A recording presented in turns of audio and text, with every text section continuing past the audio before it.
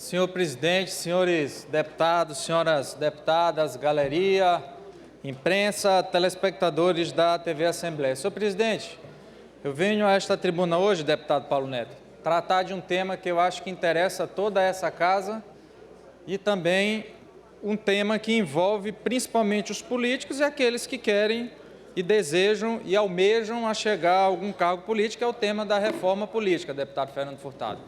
Eu ontem tive a oportunidade de acompanhar a votação do projeto de lei 75/2015 no Senado da República, acompanhei desde o início até o seu final, e em função disso gostaria de tecer alguns comentários, até para que a gente fique a par dessa situação da reforma política e possa, embora não seja a Assembleia competente para votar essa matéria, quem sabe encaminhar sugestões no que diz respeito à discussão da reforma política. Pois bem, inicio essa explanação informando que o que foi votado ontem no Senado da República, deputado Paulo Neto, não foi a emenda constitucional que a Câmara aprovou em 2 turnos. Ontem foi aprovado um projeto de lei de autoria da Câmara dos Deputados, que na Câmara dos Deputados recebeu o número de 5.735 de 2013, de autoria do deputado Hilário Marques e outros deputados. Esse projeto foi aprovado em seus 2 turnos na Câmara e foi encaminhado para votação no Senado. Do que trata esse projeto?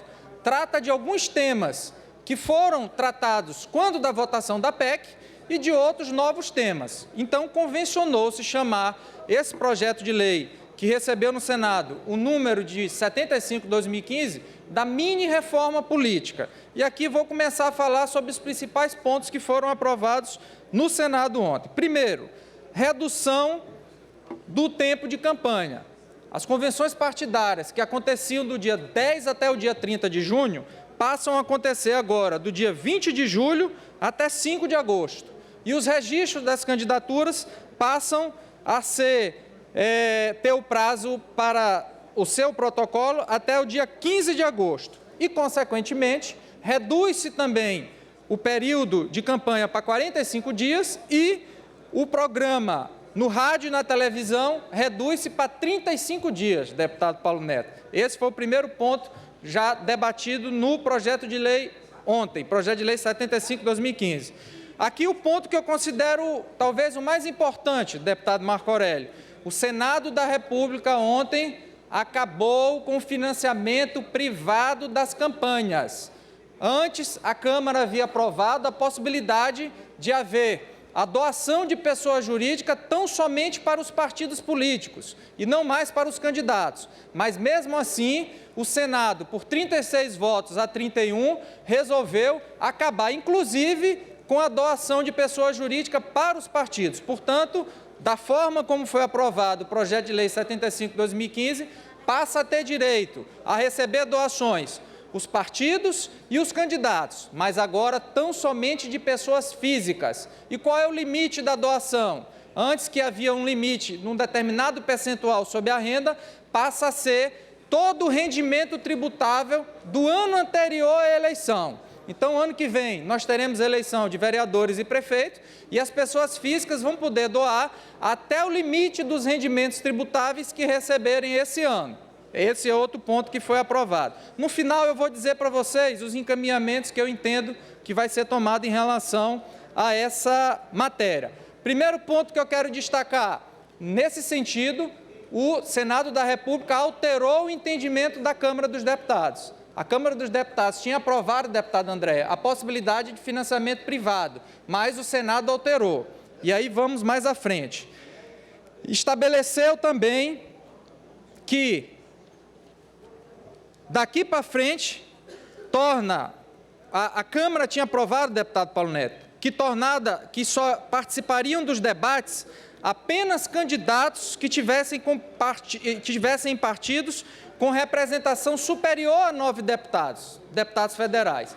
Então, aqueles que tivessem filiados a um partido que não tivesse 9 deputados federais, deputado Fernando Furtado, não participariam dos debates, o que eu acho um contrassenso. Isso que foi aprovado pela Câmara, partidos importantes, ideológicos, como é o caso do PSOL, como é o caso de outros partidos que não têm o número de 9 deputados, deputado Rafael Leitão, ficariam de fora do debate. O Senado corrigiu, o que eu entendo essa ser uma distorção, levando para 2020 essa regra e para partidos que tenham 4 deputados e não mais 9. E após a eleição de 2020, aí sim que viria o número de 9 deputados para poder participar dos debates. Então, deixando de forma bem clara, da forma como foi aprovado pelo Senado da República, ano que vem, que é a eleição que mais se aproxima e que interessa a todos, não existe mais a limitação de participação em debates para partidos que não tenham até 9 deputados.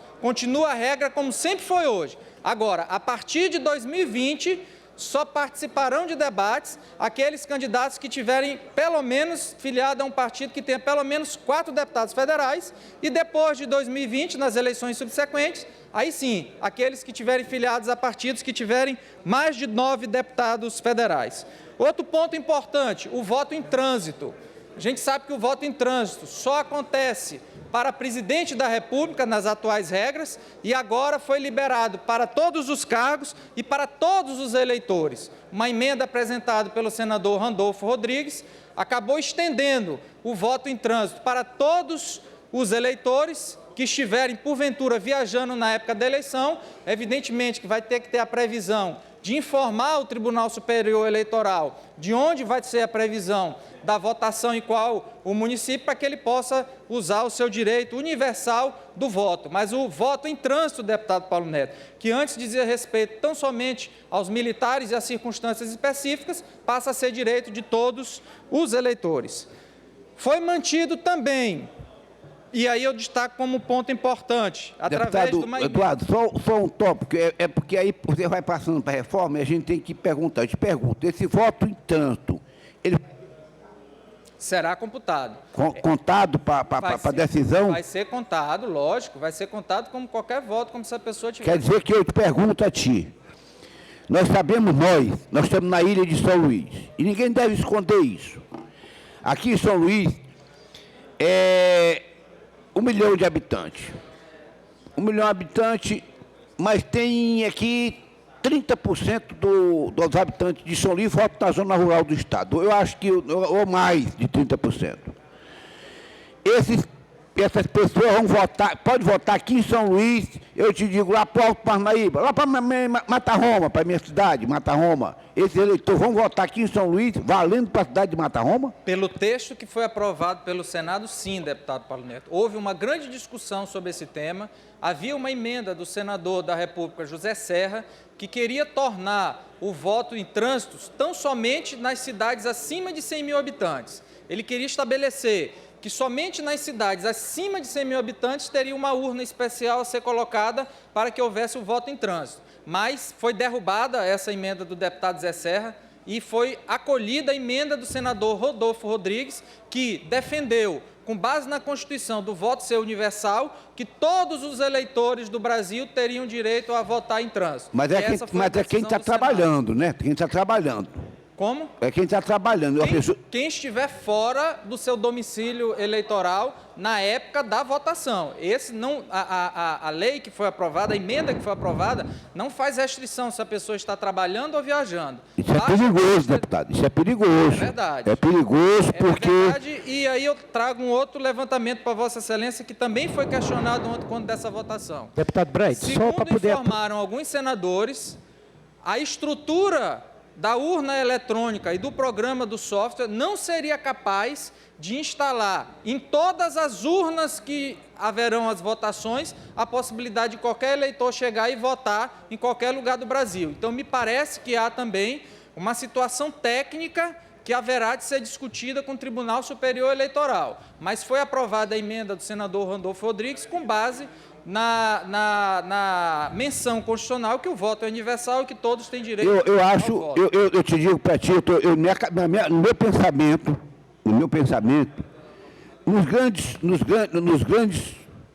nas grandes cidades, não, acho que não vai ter esse problema, a interferência do resultado das eleições. Nas médias e pequenas cidades, pode ter interferência nas cidades. Tem cidade da Baixada aqui, que a eleição é decidida em São Luís. Em São Luís, sabemos disso. E isso vai virar moda. o morador de uma cidade dessa, da Baixada, não vão decidir o destino da sua cidade. Então, isso é muito perigoso. Eu acho que a Câmara vai voltar para a Câmara, isso aí não vai voltar para a Câmara. É a explicação que eu vou dar. Eu vou até conversar com o deputado do meu partido para a gente questionar essa decisão, porque isso vai ficar perigoso. Vou conversar com o deputado federal para a gente conseguir esclarecer melhor esse assunto, que é um assunto muito perigoso, isso aí que o Senado não previu. Pertinente a observação do deputado Paulo Neto e concedo a parte ao deputado Fernando Furtado. Eu só queria, deputado, perguntar se essa regra ela vai valer apenas para quem estiver em trânsito no território nacional ou se estende até quem está fora do território nacional? Respondendo ao deputado Fernando Furtado, o voto em trânsito para quem está fora já existe, só que para a eleição presidencial, sempre já existe há um bom tempo, na verdade. Tanto que a gente vê os votos serem apurados para presidente da República e muitas das vezes essa apuração começa, embora não a totalização, nos países onde o horário tem um fuso horário diferente. Então, o voto em trânsito para quem está fora do Brasil já existe para presidente da República. Com essa regra, da forma que foi aprovado pelo Senado, esse voto poderia ser computado não mais só para presidente da República, quem estivesse dentro do território. E para quem estiver fora do território, me parece que a regra continua sendo só para presidente da República. Agora, pelo que levantou o deputado Paulo Neto, e aí eu vou antecipar o que diria no fim do meu pronunciamento, por que eu faço questão de falar essas situações da reforma política, deputado Rafael Leitor? Porque esse projeto de lei teve origem na Câmara dos Deputados e foi votado agora no Senado. Tudo aquilo que foi alterado, que é considerado texto novo, voltará para a Câmara dos Deputados para que seja votado. Então, eu trago essas informações exatamente para que a Assembleia Legislativa do Maranhão possa se posicionar em relação a algumas medidas tomadas pelo Senado na noite de ontem, que possam ser corrigidas na Câmara dos Deputados, como bem disse o deputado Paulo Neto. Daí porque eu faço questão de prestar esses esclarecimentos e tem outras situações que ainda vou colocar para vocês mais à frente, para que a gente possa fazer um movimento junto à Câmara dos Deputados, já que não temos competência para legislar sobre essa matéria, mas tenho certeza que temos competência e autoridade para sermos ouvidos sobre a situação da reforma política. Mais à frente, passando essa situação, foi mantida a previsão que tinha sido aprovada pela Câmara do voto impresso. Então, o voto, mesmo você votando na urna eletrônica, ele passará a ser impresso, o eleitor vai conferir se o voto que ele digitou bate com aquele voto que está sendo impresso e haverá o depósito automático do voto em um lacre que vai ser feito, evidentemente, atrás das urnas. Agora, sem contato manual do eleitor. O eleitor não poderá manipular o voto impresso. Evidentemente que deve ter alguma tela, acredito eu, que de acrílico, onde ele poderá acompanhar se o voto impresso bate com o voto que ele digitou na urna e após esse voto será depositado em relação à urna, a um recipiente que deve ter atrás da urna eletrônica. Esse é um ponto que há convergência tanto da Câmara Federal como do Senado da República. Mais na frente, um ponto que eu acho altamente polêmico. O Senado da República, na noite de ontem, acabou com o domicílio eleitoral para fins de requisitos da eleição. Ora, a gente sabe que hoje, qualquer pessoa que deseja ser candidato, ele precisa estar um ano antes filiado a um partido político e um ano antes com seu domicílio eleitoral deferido. Simplesmente acabaram com o domicílio eleitoral. Qual foi o argumento para acabar com o domicílio eleitoral? Foi uma emenda apresentada pelo senador José Serra, do PSDB de São Paulo, que relembrou, quando foi instituída essa regra, que foi da época da ditadura, que na época existia um candidato a presidente da República, general Galotti, que era mais ligado aos movimentos sociais, que estava na frente das pesquisas, e aí veio um ato institucional dizendo que ele só poderia ter sido candidato se tivesse com seu domicílio eleitoral na circunscrição de onde ele desejava ser candidato. Como ele não tinha o domicílio eleitoral, ele não pôde ser candidato. E de lá para cá essa regra perdura. Mas aí eu deixo uma pergunta até para a Câmara dos Deputados, que vai poder, na verdade, retificar ou manter essa decisão pelo Senado. Raciocine comigo, deputado Paulo Neto. Acabou a exigência do domicílio eleitoral. Então, se Vossa Excelência tem um domicílio eleitoral em Mata Roma, mas no ano que vem decidir se candidatar a prefeito de São Luís, a prefeito de Anapurus, a prefeito de Santa Luzia, de Alto Alegre do Pindaré, com base nessa regra do Senado, Vossa Excelência vai poder se candidatar. Mas aí eu faço uma pergunta. Seu domicílio eleitoral é de Mata Roma e Vossa Excelência quer ser candidato em Alto Alegre do Pindaré. Vossa Excelência não pode fazer parte da direção de um partido em Alto Alegre do Pindaré, já que seu domicílio eleitoral é de Mata Roma. Como é que vai se dar essa questão da escolha do candidato? Eu sei que quem vai ter que escolher a sua candidatura em Alto Alegre do Pindaré é o seu partido em Alto Alegre do Pindaré, não o partido de Mata Roma. Então, na minha visão, eu acho um equívoco cometido pelo Senado, até porque torna, de alguma forma, eu acho que quebra um pouco o liame, na verdade, entre o político e a sua base política. Evidentemente, se ele vê que não está bem num determinado município, deputado Fernando Furtado, com 6 meses ele passa para outro determinado município, onde ele não é conhecido, e, porventura, faça uma campanha até economicamente mais afortunada, vamos dizer assim, e ele pode ser candidato em qualquer domicílio eleitoral. Acho um equívoco, além de um conflito da questão do domicílio eleitoral com a participação na direção de um partido de um município do qual ele não tem o seu domicílio eleitoral estabelecido. Deputado Eduardo Brade, mais uma vez eu quero fazer uma intervenção. Eu concordo.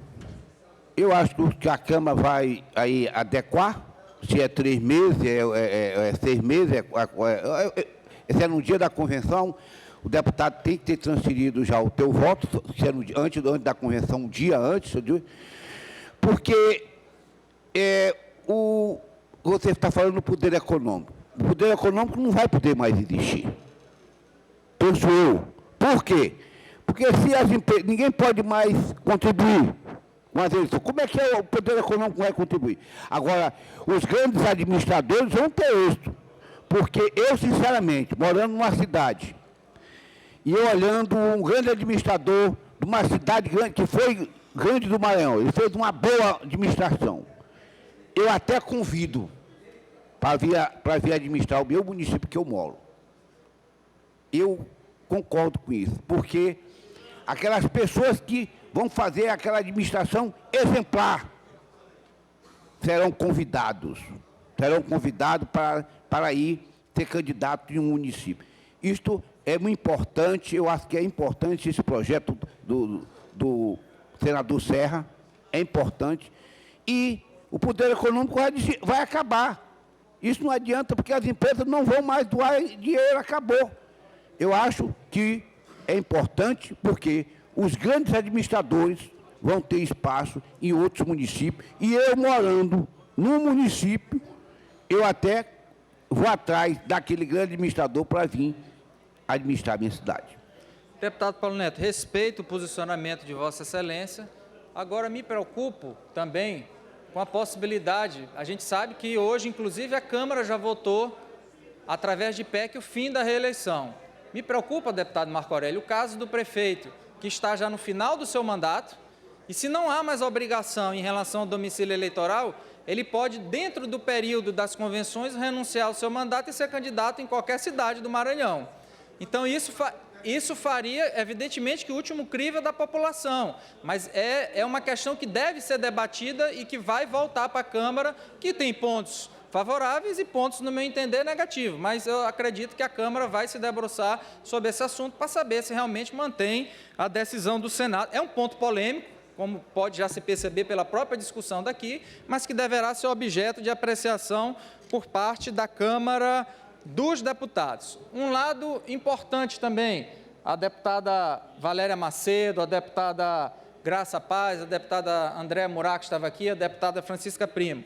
Passa a ser obrigatório, deputada Valéria Macedo, que 5% dos fundos partidários sejam destinados à promoção da participação feminina na política. Hoje não há nenhum tipo de vinculação dos recursos do fundo partidário para estimular a candidatura feminina, porque muitas das vezes as mulheres são procuradas só para completar a chapa. E a gente sabe que, na verdade, se tiver esse reforço por parte do fundo partidário para a promoção das candidaturas femininas, a gente vai ter cada vez um número maior de mulheres interessadas a entrar na política.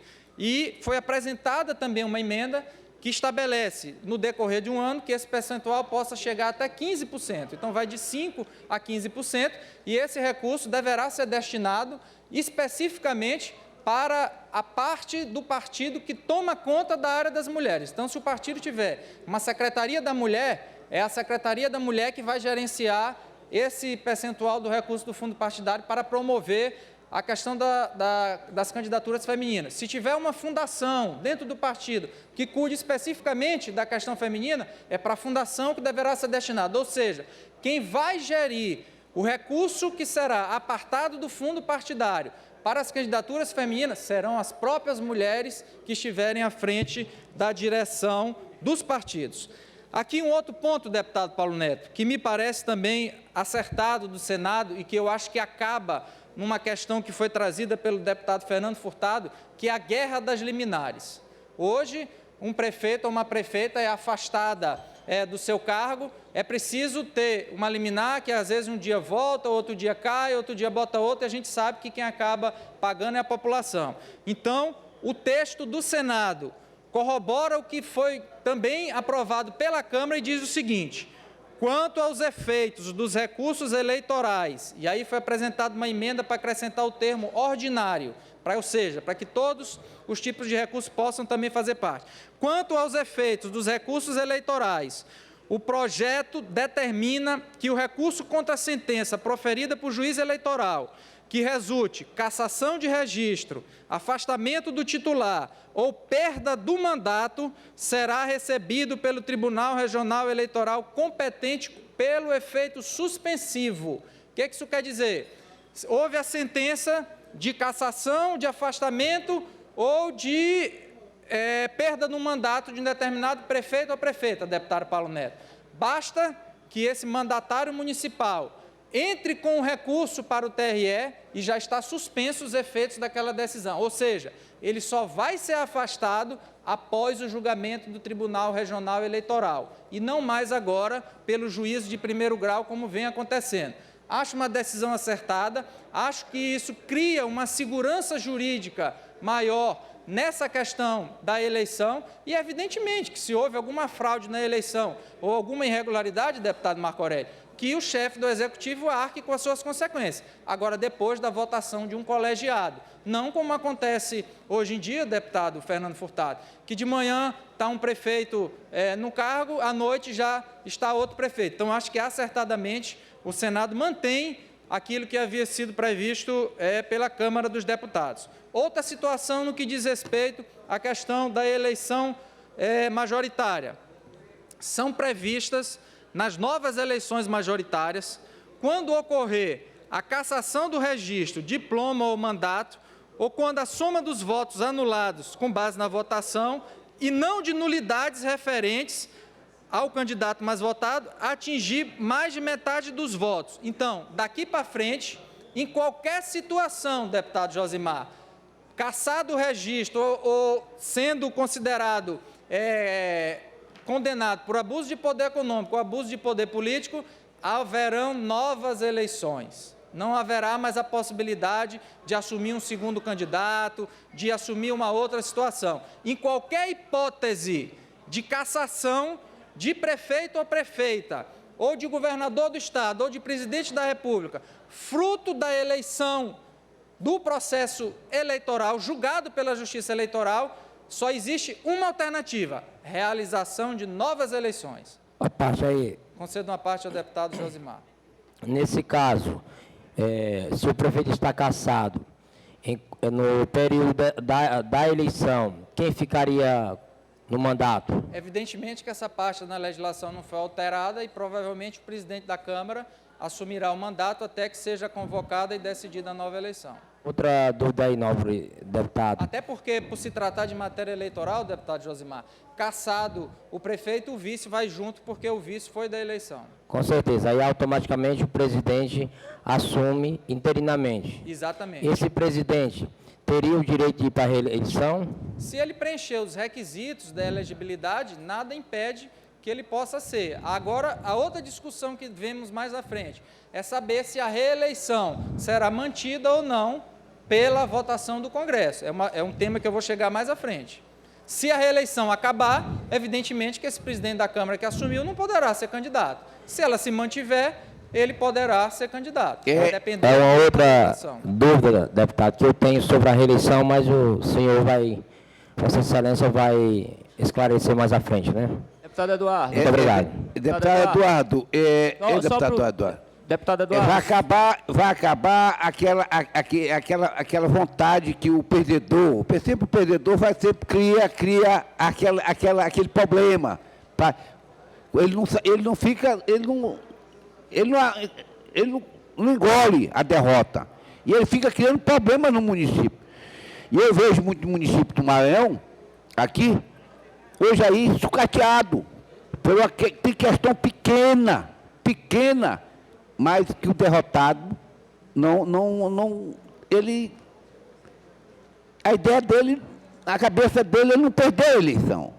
E fica criando problema, e isto vem para as esferas judiciais, e isso acaba, o povo é quem paga o pato. Nós sabemos disso. Isso é uma boa ideia do Senado. Eu quero aqui parabenizar o Senado Federal por isso. E a finalidade, deputado Paulo Neto, é exatamente essa: tentar fazer com que evite-se a judicialização das eleições. A gente sabe que hoje isso está muito comum. São poucos aqueles candidatos que se elegem que não respondem a um processo, muitas das vezes que não tem nenhum tipo de fundamento. Mas a ideia da legislação é exatamente essa, ou seja, qualquer candidato ao cargo majoritário que tiver questionado a sua eleição e se porventura for julgada procedente, não há mais outra alternativa, segundo o texto aprovado pelo Senado, que não seja a convocação de novas eleições. Não há mais possibilidade de ninguém assumir o mandato de forma efetiva. Concedo a parte ao deputado Fernando Furtado. Deputado Eduardo, é importante esse debate, essa discussão, porque nós estamos vendo que aqui nós já estamos encontrando uma série de pontos que não convergem para aquilo que é a realidade que nós vivemos no nosso Estado. E aí, eu conversando com o deputado Paulo Neto, quando você fala que o domicílio se acaba e o candidato pode ser de uma cidade e ir para outra, mas aí a preocupação quando se fala da reeleição, e quando se fala da reeleição, aí me parece que vai ter uma reeleição embutida. O cara sai de uma cidade e logo depois se muda para outra. Então eu vou deixar para Vossa Excelência esclarecer, como vai esclarecer mais na frente isso, eu fico no aguardo para poder ver. E aqui eu vou dar um exemplo prático da sua preocupação, deputado Fernando Furtado. O deputado Paulo Neto concorda com a regra de que, uma vez cassado o chefe do Poder Executivo, seja ele municipal, estadual ou federal, tem que haver novas eleições. Como não há mais a regra do domicílio eleitoral, em havendo novas eleições, inclusive aqueles candidatos que perderam a eleição nos municípios do lado, poderão ser candidatos a prefeito nesse município, porque não existe mais a regra do domicílio eleitoral. Então, veja você como vai ficar essa situação. É bem provável, deputado Paulo Neto, que aqueles candidatos a prefeito em municípios vizinhos que não lograram êxito na sua eleição, havendo uma anulação no município vizinho, ele legalmente poderá ser candidato, porque não existe mais o requisito do domicílio eleitoral. Então, veja como esse tema é polêmico. Passando mais à frente. Deputado Eduardo. O Senado... Deputado Eduardo, deputado Rafael Leitor. Concedo já uma parte ao deputado Rafael Leitor. O Senado da República ontem também restringiu o uso de som em campanhas. Passa a ser autorizado daqui para frente, conforme aprovado pelo Senado. E se não for alterado pela Câmara, deputado Rafael Leitor, os sons só poderão ser utilizados em comícios e carreatas. Vai acabar com aquela história de andar carro de som, que muitas das vezes incomodam, atrapalham a população, principalmente nos municípios menores. Então, da forma como foi aprovado pelo Senado, esse som só estaria autorizado daqui para frente para a realização de comícios e para a realização de carreatas. E antes de conceder a parte ao deputado Rafael Leitor, eu vou tratar de um ponto que também considero um dos mais importantes e por isso deixei por último. Através de uma emenda do senador maranhense Roberto Rocha, que foi aprovada ontem no Senado da República, foi, pelo Senado, na votação de ontem à noite, aberta uma janela partidária. Não a janela partidária prevista na proposta de emenda à Constituição que foi votada pela Câmara. A PEC da Câmara, deputada Valéria Macedo, estabelece uma janela partidária que diz o seguinte: 30 dias após a promulgação da emenda constitucional, os detentores de mandato eletivo, portanto, todos aqueles que tiverem mandato eletivo, poderão mudar de partido sem nenhuma penalidade. A emenda do senador Roberto Rocha é diferente. A emenda do senador Roberto Rocha diz o seguinte, já concluo, senhor presidente. A emenda do senador Roberto Rocha diz o seguinte, que ao final do mandato, aquele que detiver um mandato, ao seu final, no último ano, dentro do prazo, e eu vou já ler o texto da emenda dele, dentro do prazo para a mudança de partido nos últimos 30 dias, ele poderá mudar de partido. Ou seja, um senador da República, no caso ele, só poderá mudar de partido no último ano do seu mandato. Quando tiver faltando 30 dias para o prazo da escolha, que continua sendo de um ano, aí ele poderá mudar de mandato. Qual é o questionamento que há em relação a essa emenda que foi aprovada do deputado Roberto Rocha? E eu vou ler para vocês. É o artigo 22, inciso 3º.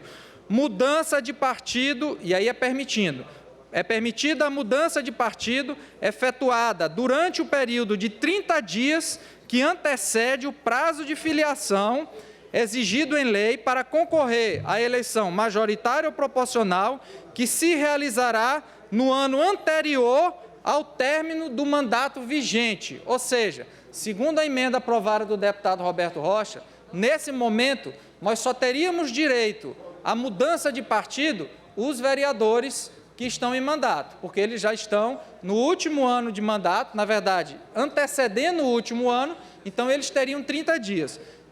Dois questionamentos sobre a emenda do deputado Roberto Rocha. Primeiro, foi levantado por vários senadores que a questão da filiação partidária é matéria constitucional, portanto, não poderia ter sido tratada como foi através de lei aprovada pelo Senado ontem. O Supremo Tribunal Federal assim já decidiu e o Tribunal Superior Eleitoral também assim já decidiu. Então, essa matéria certamente será questionada na Justiça se a Câmara não houver por bem alterá-la quando voltar. E um outro ponto que também foi questionado, para a situação dos 30 dias, ora, foi aprovado ontem no Senado, deputado Paulo Neto. A gente sabe que está terminando o prazo, deputado Josimar, para que as pessoas possam mudar de partido. Essa matéria ainda voltará para a Câmara. Essa matéria ainda precisa ser aprovada em 2 turnos na Câmara e precisa ainda ser sancionada pela Presidente da República, porque é uma lei. Se fosse uma emenda constitucional, ela seria tão somente promulgada pela mesa do Congresso, mas por ser uma lei precisa ser sancionada. Quantos dias vão restar para que essa pessoa possa mudar de partido? Certamente 30 dias já não serão, porque esse prazo já está até expirando. Concedo uma parte ao deputado Rafael Leitor.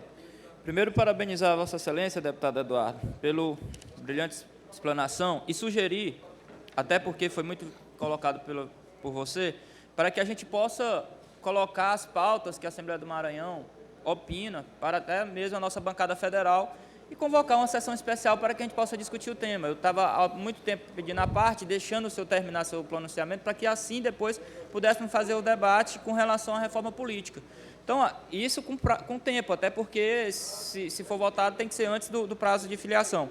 Mas eu queria fazer alguns pontos. A questão do voto em trânsito, por exemplo, eu concordo com o deputado Paulo Neto. Eu acredito que a dificuldade da fiscalização eleitoral disso é dificílima. E você pode, inclusive, mudar o resultado que vai definir o futuro daquela cidade por 4 anos. Então, é problemático, no meu ponto de ver. A questão do voto impresso, deputado Eduardo, é uma luta antiga do nosso partido, do PDT. Foi aprovada através de um projeto, salvo engano, do deputado Jair Bolsonaro, que ele regulamenta aquilo que... a transparência do voto. Eu já tive a oportunidade de votar numa urna com voto impresso. É um mecanismo que é protegido por um acrílico e cai numa urna. Até para a gente saber, poder fazer a contagem dos votos manualmente, que é uma forma mais democrática e acertada. Eu acho que é um ponto que o Senado também ratificou, que a Câmara já aprovou, que vai ser mudado, muito importante. Bom, a questão do domicílio eleitoral, eu não vejo um absurdo maior, porque meu domicílio eleitoral é Timon. Quer dizer que eu posso ser candidato aqui a prefeito de São Luís, mas eu não posso, ao mesmo tempo, nem votar em mim, porque meu título eleitoral não é daqui de São Luís, então, assim, é um completo absurdo. Eu acho que são pontos que nós precisamos também debater, apesar de não termos competência, como você já falou, para a gente legislar sobre isso, mas nós temos autoridade para que a gente se posicione, até porque aqui nós temos 42 deputados de diferentes regiões, diferentes correntes políticas, que podem contribuir ainda mais para o debate. Outra situação que eu queria, só para finalizar, é a questão da nulidade das eleições. Em 2004, a eleição no município de Timon teve o segundo colocado com seu registro cassado por um pleito, por um plenário do TRE. Os votos nulos daquele município foram superiores aos votos válidos. E, mesmo assim, no nosso município, nós não tivemos outras eleições. Ou seja, o que é o correto. Se os votos nulos superaram os votos válidos, óbvio que tem que vir a nova eleição. Então, essa nova proposta, ela só diz respeito à eleição do vencedor. Se o vencedor tiver o voto nulo, será feita uma nova eleição. Mas não diz o contexto geral do processo eleitoral, porque naquele caso específico, com a nulidade dos votos do segundo colocado, anulou mais de 50% dos votos da eleição. Ou seja, era óbvio que teria que ter tido uma nova eleição. Então, para finalizar, deputado, eu gostaria que você pudesse apresentar um requerimento para que, numa sessão especial, a gente aprovasse aqui um texto com propostas da Assembleia Legislativa do Estado do Maranhão e encaminhasse para o Congresso Nacional. Era essa a minha participação. Agradeço ao deputado Rafael Leitor e já finalizo, senhor presidente, porque esqueci talvez um dos pontos mais importantes, deputado Rafael Leitor, que é a Câmara aprovou a manutenção das coligações, como já existe hoje. E o Senado ontem acabou com as coligações proporcionais. De que forma, deputada Valéria Macedo? Utilizou de um artifício dizendo que os partidos podem até se coligar, mas a contagem dos votos será feita individualmente por partidos. Então, a partir do momento que ele faz isso, eles mesmos reconhecem que acabou a coligação proporcional. Agora, nessa mesma emenda que foi votada, acho que acertadamente foi estabelecido que um candidato só poderá se eleger se ele tiver pelo menos 10% dos votos equivalentes ao quociente eleitoral, para evitar aquele fenômeno Enéas, aquele fenômeno do Celso Russomano, que acabou puxando vários deputados que se elegeram, deputados federais, com 400 votos. Então, eu acho que esse é um critério interessante e ouvi várias críticas, inclusive dos próprios senadores. Por quê? Os senadores onde votaram ontem a reforma política se elegem pelo sistema majoritário. Eles não participam de coligação. Então, o acordo era que eles respeitassem a decisão da Câmara, porque são os deputados que se elegem através do sistema proporcional. E eles descumpriram esse acordo com a Câmara e acabaram com as coligações proporcionais. Então, resumindo e finalizando, senhor presidente, já agradecendo a paciência de Vossa Excelência, essas matérias que foram votadas no Senado ainda terão 2 crivos que precisarão ser submetidos. Primeiro, voltarão para a Câmara, porque o projeto oriundo da Câmara, como houve mudança do texto, terão que passar novamente por uma apreciação da Câmara. E por se tratar de projeto de lei, não emenda constitucional, eles ainda passarão sob o crivo da Presidente da República, que poderá sancionar integralmente, vetar alguma parte ou vetar parcialmente. E ainda o prazo que, para que valha para a eleição do ano que vem, é preciso que esteja sancionado dentro do prazo de 1 ano antes. E finalizando já, de uma vez por todas, senhor presidente, lembrar que o que foi tratado no Senado ontem foi a mini-reforma eleitoral. A PEC que foi votada na Câmara, as matérias constitucionais que dizem respeito à reforma eleitoral, pela palavra do presidente do Senado ontem, Renan Calheiros, não haverá tempo hábil para ser votado para valer para as próximas eleições, porque ela terá que passar ainda pelo regime das comissões temáticas, principalmente a CCJ, e terá que ser votado em 2 turnos. Então, ele deixou bem claro que, se tiver que passar alguma coisa de reforma política, é disso que foi tratado nessa lei, mas que, repito... Deputado, eu sei que está acabando aí o tempo, mas eu acho que o presidente vai ceder. Faça aí deputado Paulo Neto, deputado Eduardo, por favor, concluam. Faça aí dê um exemplo aí sobre coligação, porque ainda está meio dúvida. Dê um exemplo aqui como foi a nossa eleição, só com o meu entendimento, porque até agora... Tudo bem. Se a regra do Senado for aprovada, essa que foi votada ontem, se o meu partido coligar com de Vossa Excelência, com o deputado Marco Aurélio e o deputado Josimar, nós vamos disputar a eleição numa coligação. Mas na hora de contar os votos para saber quem se elegeu, vai ter que saber quantos votos meu partido teve. Se meu partido atingiu o quociente, alguém do meu partido vai ser eleito, mais votado. Se não atingiu, já afasta a possibilidade de eleição. praticamente acaba a coligação, porque a contagem passa a ser individual dos partidos. Os 10% querem dizer o seguinte: se dentro do seu partido Vossa Excelência consegue atingir, o quociente eleitoral foi 75 mil, mas Vossa Excelência consegue a proeza de ter 150 mil votos. Então, Vossa Excelência vai ter direito, dentro do seu partido, de eleger 2 candidatos, mas o quociente foi 75 mil. Se o segundo candidato mais votado do seu partido não tiver 10% de 75, que dá 7.500, ele não será eleito deputado. Será eleito um deputado de outro partido que tiver atingido os 10% do quociente eleitoral. Ou seja, evitar com que entre no sistema proporcional aquelas pessoas que não tiverem voto. Senhor presidente, agradeço a paciência de Vossa Excelência e acho que é um tema que merece ser debatido, até porque ainda há tempo de ver e encaminhar qualquer sugestão para a Câmara dos Deputados.